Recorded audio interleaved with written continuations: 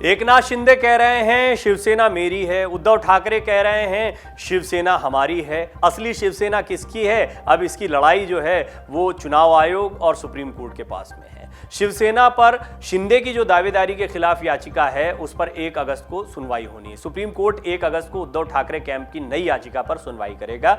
इसमें चुनाव आयोग की ओर से जारी उस कार्यवाही पर रोक लगाने की मांग की गई है जिसके तहत एकनाथ शिंदे गुट को असली शिवसेना के रूप में मान्यता देने का दावा किया गया है। चुनाव आयोग ने हाल ही में शिवसेना के दोनों प्रतिद्वंदी गुटों को पार्टी और उसके चुनाव चिन्ह पर अपने अपने दावों के समर्थन में 8 अगस्त तक दस्तावेज जमा करने का निर्देश दिया था। आयोग के सूत्रों ने बताया था कि दोनों धड़ों से जरूरी दस्तावेज जमा करने के लिए कहा गया है, जिसमें पार्टी की विधायी और संगठनात्मक इकाई के समर्थन पत्र और प्रतिद्वंदी गुटों के लिखित बयान शामिल हैं। ठाकरे गुट ने चुनाव आयोग को पत्र लिखकर सुप्रीम कोर्ट में लंबित याचिकाओं के मद्देनजर शिंदे समूह की अर्जी पर फिलहाल सुनवाई न करने की अपील की है।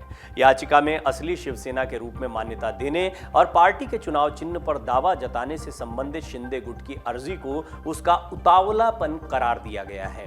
सुप्रीम कोर्ट ने 20 जुलाई को कहा था कि महाराष्ट्र के राजनीतिक संकट के दौरान शिवसेना और उसके बागी विधायकों की ओर से याचिकाएं दाखिल की गई हैं।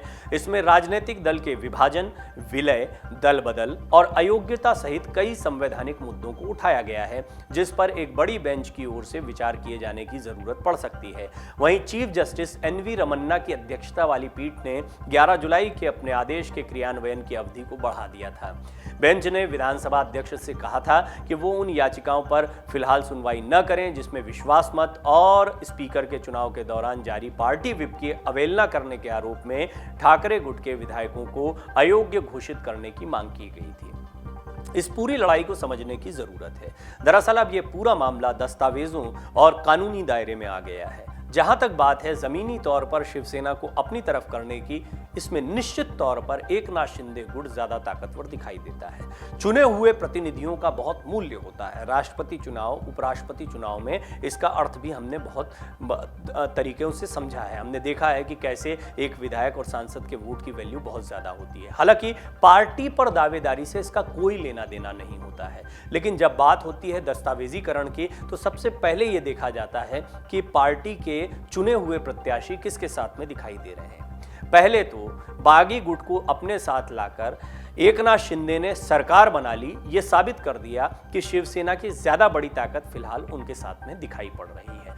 अगर आप विधायकों की संख्या की बात करते हो, दावा यह भी किया जा रहा है कि सांसदों की बड़ी तादाद भी एकनाथ शिंदे गुट के साथ में है। फिर आपने खबरें सुनी होगी कि सिर्फ विधायक और सांसदों तक सीमित न रहकर पार्षदों को भी अपने ठाणे एक ऐसी जगह है जो कि एकनाथ शिंदे का अपना क्षेत्र रहा है, उनके प्रभाव का क्षेत्र रहा है। यहाँ के पार्षदों को भी वो अपने साथ लिया है जो शिवसेना के पार्षद थे। बीजेपी का साथ अब खुलकर मिल रहा है एकनाथ शिंदे गुट को।